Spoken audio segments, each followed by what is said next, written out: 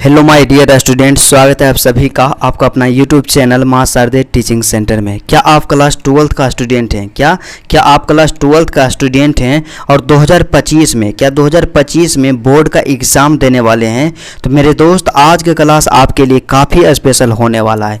आज की क्लास में हम लोग पढ़ने वाले हैं स्पेशल वॉइस। क्या स्पेशल वॉइस? और स्पेशल वॉइस आपको पढ़ना इसलिए आवश्यक है क्योंकि हमारा जो एग्ज़ाम होता है क्लास 12th का, 12th क्लास का जो एग्ज़ाम होता है उसमें इंग्लिश में स्पेशल वॉइस जब क्वेश्चन जो है प्रत्येक साल 4 से 5 क्वेश्चन पूछा जाता है। क्योंकि आप यहाँ से आप समझिए कि वॉइस से जो भी क्वेश्चन पूछा जाएगा ना, मैक्सिमम क्वेश्चन पूछा जाता है स्पेशल वॉइस से ही। क्या स्पेशल वॉइस से ही क्वेश्चन पूछा जाता है। और यदि आप टेंस के वॉइस के बारे में नहीं पढ़े हैं तो डिस्क्रिप्शन में वीडियो का लिंक दिया हुआ है, वहाँ से जा करके आप क्लास को ज़रूर कर लीजिए। तो चलिए हम लोग आप जानते हैं कि स्पेशल वॉइस क्या है, क्या स्पेशल वॉइस क्या है और स्पेशल वॉइस के बारे में हम लोग क्या क्या पढ़ेंगे। तो सबसे पहले इसका परिचय देते हैं माय डियर स्टूडेंट। क्या है कि अंग्रेजी में कुछ ऐसे वर्ब्स होते हैं, क्या अंग्रेजी में कुछ ऐसे वर्ब्स होते हैं जिनका पैसिव वॉइस, क्या जिनका जो पैसिव वॉइस बनाते समय उसके बाद बाय का प्रयोग नहीं किया जाता है। क्योंकि हम लोग अक्सर पढ़े हैं, टेंस में भी पढ़े हैं पैसिव वॉइस में, कि जब भी किसी सेंटेंस का पैसिव वॉइस बनाते हैं तो क्या आता है कि वर्ब के बाद क्या वर्ब वर्ब के बाद क्या करते हैं हम लोग बाय का प्रयोग कर देते हैं। क्या बाय का प्रयोग कर देते हैं। लेकिन कुछ ऐसे वर्ब्स होते हैं जिनके बाद हम लोग क्या करते हैं, बाय का प्रयोग नहीं करते हैं। क्या है कि बाय का प्रयोग नहीं करते हैं। इसके बाद बाय के अलावा मतलब क्या है कि बाय के स्थान पर किसी दूसरा प्रीपोजिशन का प्रयोग किया जाता है। क्या किसी दूसरा प्रीपोजिशन का प्रयोग किया जाता है जो निम्नलिखित है। क्या जो निम्नलिखित है मतलब सीधा सा समझिए कि स्पेशल वॉइस में हम लोग वैसे वॉइस के बारे में पढ़ेंगे। मतलब सीधा सा समझिए ना कि स्पेशल वॉइस हम पढ़ रहे हैं तब मुख्यतः मतलब कुछ ऐसे वर्ब्स के बारे में पढ़ेंगे जिसके साथ बाय का प्रयोग नहीं किया जाता है। क्या जिसके साथ बाय का प्रयोग नहीं किया जाता है, बाय के स्थान पे किसी दूसरा प्रीपोजिशन का प्रयोग किया जाता है। तो कौन कौन से ऐसे वर्ब हैं और ऐसे वर्ब के बारे में पूछेंगे जो कि हमारे एग्जाम में पूछा जाता है। क्या जो कि हमारे एग्जाम में पूछा जाता है। जितने भी फालतू हैं, फालतू के बारे में तो हम पढ़ेंगे नहीं। तो सबसे पहला यहाँ पे आता है my dear student, most important है और कई बार एग्जाम में पूछा जा चुका है। कोई भी पिछला साल का इंग्लिश का पेपर उठाइएगा उसमें पूछा हुआ रहेगा। तो सबसे पहला यहाँ पे क्या है, पहला जो है नो और मैरी। क्या नो और मैरी दो ऐसे वर्ब्स हैं, इसके साथ क्या होता है हमेशा टू का प्रयोग होता है। क्या नो और मैरी के साथ, नो का मतलब होता है जानना और मैरी का मतलब आप लोग जानते हैं कि शादी करना होता है। और यदि नो और मैरी दोनों में से कोई भी वर्ब आ जाए तो उसके साथ हम लोग बाय का प्रयोग नहीं करके इसके स्थान पे टू का प्रयोग करेंगे। किसका प्रयोग करेंगे?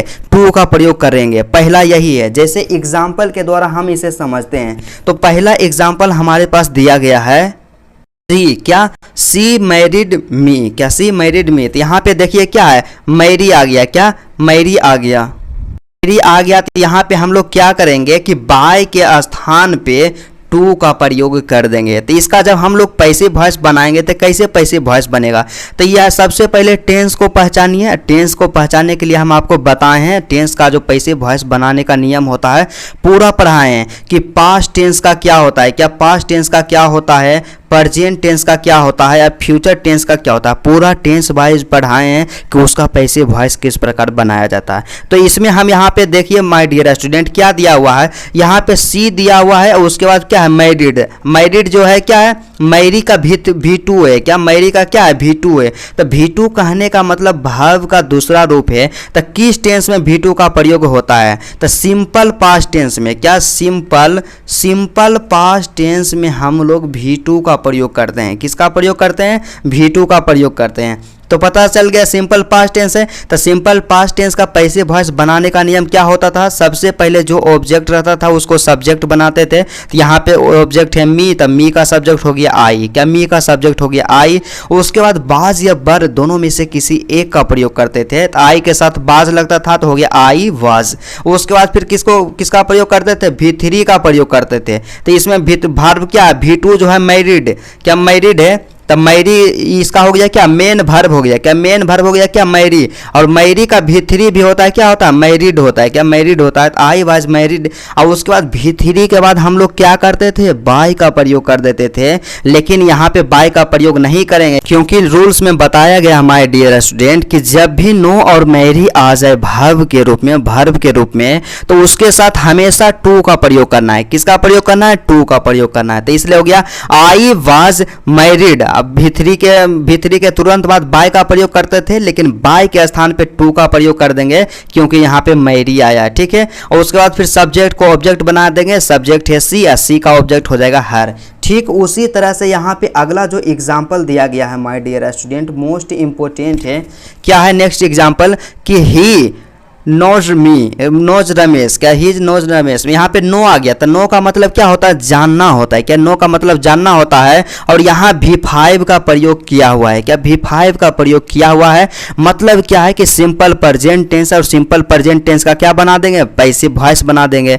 तो यहाँ पे हो जाएगा रमेश इज नोन। क्या नो का जो होता है भी3 होता है, नोन होता है, रमेश इज नोन। अब भी3 के बाद हम लोग किसका प्रयोग करते थे, बाय का प्रयोग करते थे। लेकिन यहाँ पे वर्ब के रूप में क्या है, नो। और जब नो और मैरी आता है तो बाय के जगह पे टू का प्रयोग कर देते हैं। तो इसलिए यहां से हो गया Ramesh is known to him. यही आपको याद रखना है बस। मतलब सीधा सा आप समझिए कि यदि वर्ब के रूप में नो और मैरी आ जाए तो वहाँ पे बाय के स्थान पे हम लोग क्या करेंगे, टू का प्रयोग कर देंगे। और जो नियम जो रहेगा ना टेंस वाला वही रहेगा, और कोई नियम में चेंज नहीं होगा। उसके बाद फिर अगला जो यहाँ पे दूसरा जो वर्ब का कैटेगरी है, क्या है कि सेटिस्फाइड। क्या सेटिस्फाइड का मतलब होता है संतुष्ट, या डिससेटिस्फाइड का मतलब होता है असंतुष्ट। मतलब सीधा सा समझिए कि यदि सेटिस्फाई आ जाए या डिससेटिस्फाई आ जाए, या प्लीज आ जाए या डिसप्लीज आ जाए, क्या डिसप्लीज आ जाए, तो क्या करते हैं माय डियर स्टूडेंट, इसके साथ बीथ का प्रयोग करते हैं। किसका प्रयोग करते हैं, बीथ का प्रयोग करते हैं।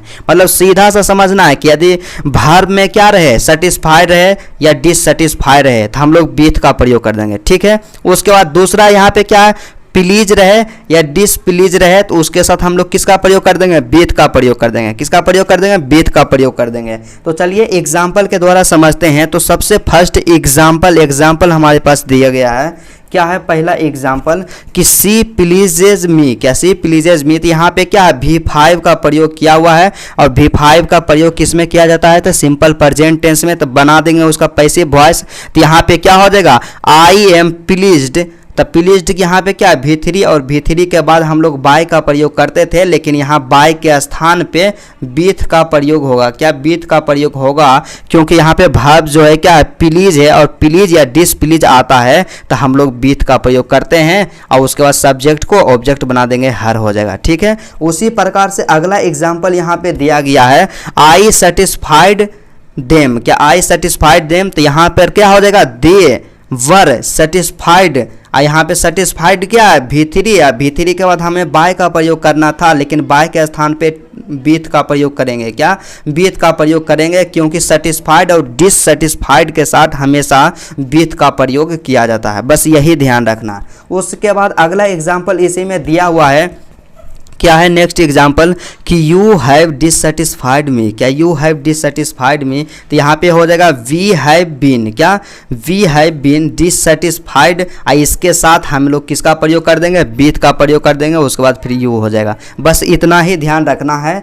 उसके बाद फिर अगला यहाँ पे दिया गया है नेक्स्ट, यहाँ पे क्या है, इसको आप इंपोर्टेंट कर दीजिएगा। क्या है कि सरप्राइज या शोक। क्या जब भी वर्ब के रूप में आ जाए, क्या जब भी वर्ब के रूप में आ जाए, सरप्राइज आ जाए या शोक आ जाए, दोनों में से कोई आवे, तो उसके साथ हम लोग टू का प्रयोग, एट का प्रयोग करते हैं। किसका प्रयोग करते हैं, एट का प्रयोग करते हैं। 88 का प्रयोग करते हैं। क्योंकि क्या है कि जब भी आता है वर्ब आता है, मतलब भी3 के बाद किसका प्रयोग करते थे, बाय का प्रयोग करते थे। लेकिन वहाँ पे देखना है कि वर्ब के रूप में यदि सरप्राइज रहे या शोक रहे, तो उसके साथ हमेशा किसका प्रयोग कर देना है, एट का प्रयोग कर देना है। क्या एट का प्रयोग कर देना है। तो चलिए आज के क्लास में यहीं तक रहता है, और नेक्स्ट क्लास में हम लोग पढ़ेंगे मॉडल वर्ब्स का पैसिव वॉइस। क्या मॉडल वर्ब का पैसिव वॉइस बनाने का नियम क्या होता है और कैसे हम लोग बनाते हैं। तो चलिए आज का क्लास यहीं तक रहता है।